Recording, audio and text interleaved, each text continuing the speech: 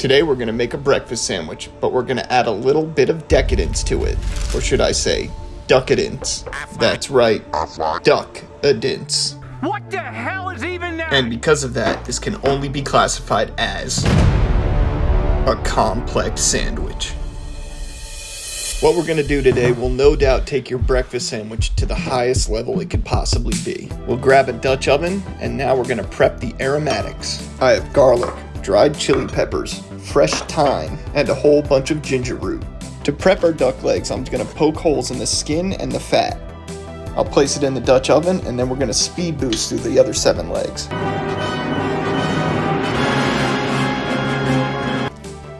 I'll throw in all the aromatics, thyme, crushed up chili. I'm going to chop the garlic. I'm just going to throw it all in there. I'll add the ginger last. I'm going to chop it in half, and then I'm going to score it. I think the ginger is the most important aromatic for the duck to really enhance itself.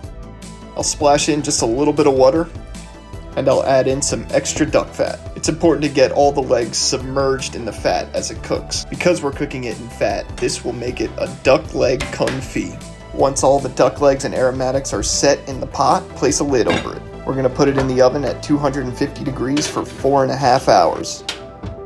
After that, I proceeded to eat 6 of the duck legs, which was a little more than I intended, so we only have these 2 left over. First, I'll rip the bones out, and then I'm going to chop them into little pieces. At this point, the duck did get a little bit cooler, so we're going to put it back in the pan to reheat it. I'll quickly fry up an egg.